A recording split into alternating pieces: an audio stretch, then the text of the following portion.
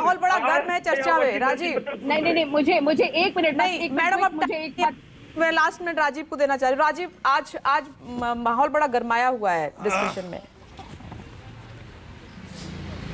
राजीव बोलिए। देखिए विपनेश एक शेर है, एक शेर है, उसी का शहर वही मुद्दई वही मुंसिफ, हमें यकीन था हमारा कसूर निकलेगा।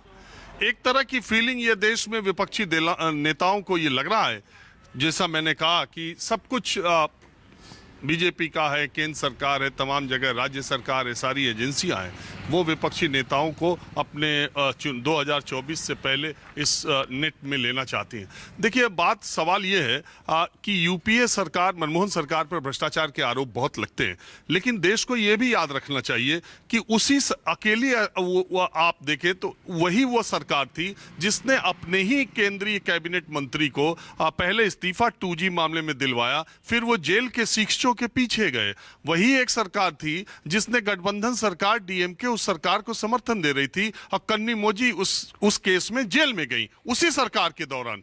तो ये सवाल जो अभी की सरकार है या अभी की पार्टी पे जो आरोप लगते हैं, क्या बीजेपी शासित राज्यों में एकदम हरिश्चंद्र की गंगा और धारा बह रही है? क्या उन जगह भ्रष्टाचार एकदम खत्म हो गया? जब नई नई सरकार बनती है और कैबिनेट मिनिस्टर का ओएसडी ट्रांसफर में पैसे लेते हुए शिकायतें होती हैं, तब उसे सिर्फ हटा दिया जाता है और बाकी जगह इससे छोटे आरोपों पर सीबीआई और ईडी के छापे पड़ते हैं? क्या उत्तर प्रदेश, क्या मध्य प्रदेश, क्या गुजरात, क्या बीजेपी उत्तराखंड, क्या असम, इन राज्यों में एकदम गंगा की धारा बह रही है और दूसरे राज्यों में भ्रष्टाचार की धारा बह रही है? क्या इन राज्यों में आपने कोई भी एक मामले में सीबीआई की जांच सुनी और देखी गई? और सीबीआई ने अगर जांच की तो क्या की? इन्हीं बीजेपी शासित राज्यों में एक वाइस चांसलर पर भ्रष्टाचार के आरोप लगे और सीबीआई की जांच का ऑर्डर हुआ, उसका अभी तक क्या हुआ? प्रिलिमिनरी रिपोर्ट भी दाखिल हुई क्या? तो ये सवाल इसलिए उठते हैं,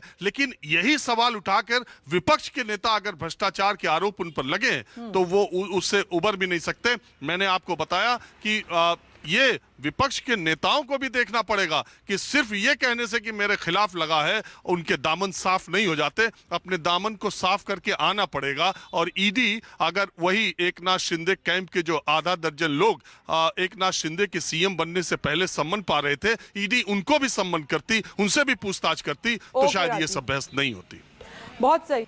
आप सभी का बहुत बहुत शुक्रिया ब्रेकिंग विद एजेंडा की इस बहस में शामिल होने के लिए। देखते हैं कि पूछताछ के बाद के कविता का क्या होता है, क्या वो ठीक मनीष सिसोदिया जैसी स्थिति का सामना करेंगी? और दूसरा, ये जो पूरी रेड हो रही है, पूछताछ हो रही है, गिरफ्तारियां हो रही हैं, इसका चुनाव पर क्या असर होगा, ये भी आने वाला वक्त बताएगा। एक छोटा